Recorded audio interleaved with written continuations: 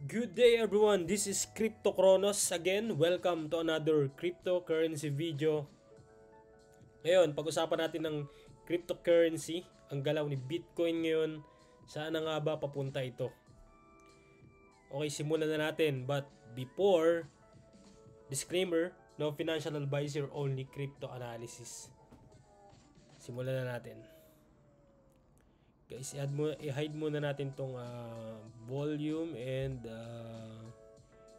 M9 kasi ginagamit ko yan sa lower time frame, but right now 4 hours time frame tayo para mas makita nyo, or i-zoom out pa natin para sa mas mataas, which is 1 day time frame. Yan, ito pa rin yung kailangan basagin, resistance need to break, but ang kagandahan nga nag-form dito sa pag-dump, di ba, na-reject dito sa scenario na to. Then, nag-form siya ng channel, which is good kasi consider as pwedeng bull flag ang mangyayari dyan.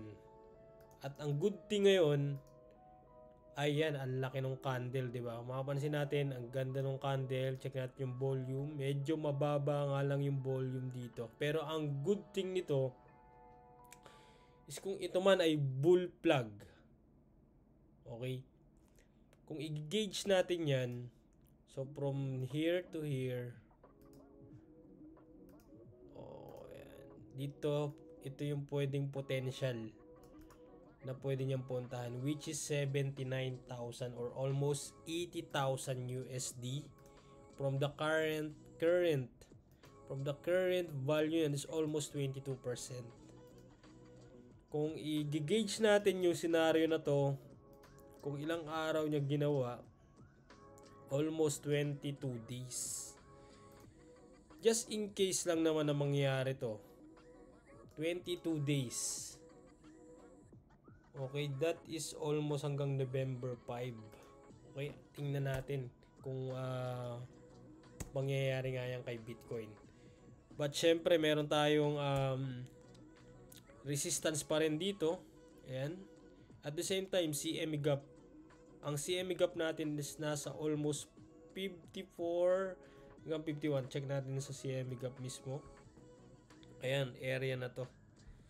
Pag binaba mo yan sa 4 hours time frame, mas makikita natin yung gap niyan.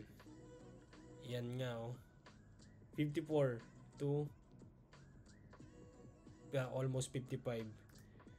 But kung ako tatanungin nyo dito sa scenario na to, mag-e-entry na ako dito. Actually, naka-entry na ako ng trade. Okay? Ang entry ng trade ko dito nung nag-breakout dito sa 4 hours time frame. Yan, dito. Nag-entry na ako dyan. At syempre, ang target ko is 79,000. And dito yung stop loss ko sa almost 52,000 level. Yan. Okay.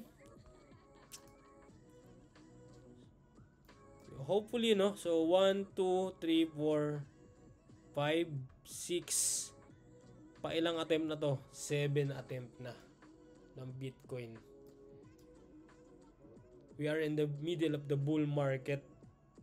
So, makikita natin kung magsiset ba ng all-time high ang Bitcoin bago mag 2,000, bago pumasok ang 2025. Ako, nararamdaman ko na magsiset na to. No financial advice here, crypto analysis. Okay, magsiset na ito ng all-time high potential. Ganyan ako ka-believe kay Bitcoin. Okay. So, mapapansin natin, check pa natin dito sa EMA ribbon. Ayan nga, oh. Taasan pa natin. Sa 1 day time frame tayo. Oh, yan. Ang ganda ng candle na to, oh. Diba? Tumataas siya ng tumataas. So, hopefully, bukas, pagkagising natin, no? So, almost, bumalo siya ng 68. But right now, enjoyin muna natin ito. Itong candle na to. At sana, butasin na talaga tong resistance na matagal nating inaantay na mabutas dito sa channel na to. Pero right now, enjoy muna itong bull flag. Okay? Dun sa mga invite ko kayo, pumasok kayo dun sa aking Telegram channel. Doon updated kung ina-update itong galaw ni Bitcoin. At the same time, yung iba pang mga nangyayari sa cryptocurrency, especially kay Bitcoin. Alright? Especially dito sa technical analysis pa rin. Okay? Telegram channel, Crypto Chronos. Nandyan sa description sa YouTube ko. Pasok ka doon. Thank you sa panonood. Stay sharp, stay rich.